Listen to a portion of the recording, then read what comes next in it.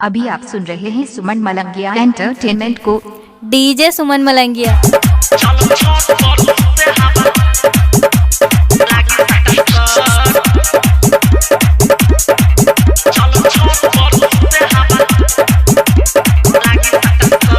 Presented by DD Production House।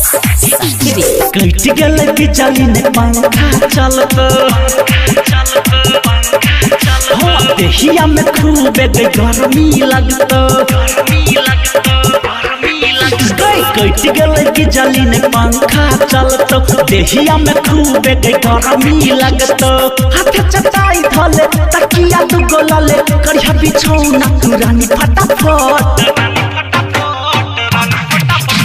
छत पर सुते हवा लागी सटासट चल छत पर सुते हवा लागी सटासट चल छत पर सुते हवा लागी सटासट। डीजे सुमन दीवाना। डीजे गुड्डू मधुवाली। डीजे गुड्डू मधुवाली।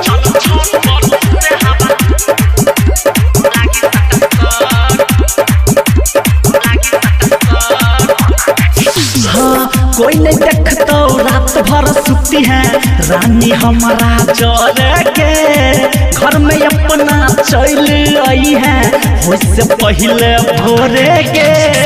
मच्छर ने काट देबो मैक्सो जराई देबो लिहे जवानी के मजा धक्का धक मजा धक्का धक मजा धक्का धक। चल छत पर सुते हवा लागी सटासट चल छत पर सुते हवा लागी सटासट चल छत पर सुते हवा लागी सटासट। डीजे सुमन दीवाना। हाय अजीपुर गांव मलंगिया। डीजे गुड्डू मधुवाली।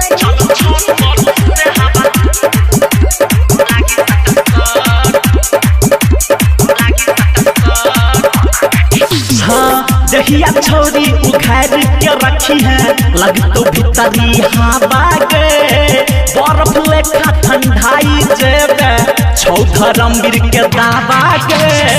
कहो विवेक राइटर 12 नंबरी लाइटर नींद लग जत तोरा झटा झट।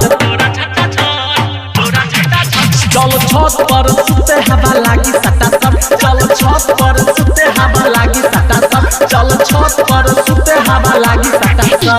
कट गल की जली ने पंखा चलत देहिया में खूब गर्मी लगत। हाथ चटाई धले तकिया दू गोलले करिया बिछौना तू रानी फटाफट। चल छत पर सुते हवा लागी सटासट चल छत। डीजे सुमन मलंगिया मधुबनी। डीजे सुमन मोबाइल नंबर 8882452308 है।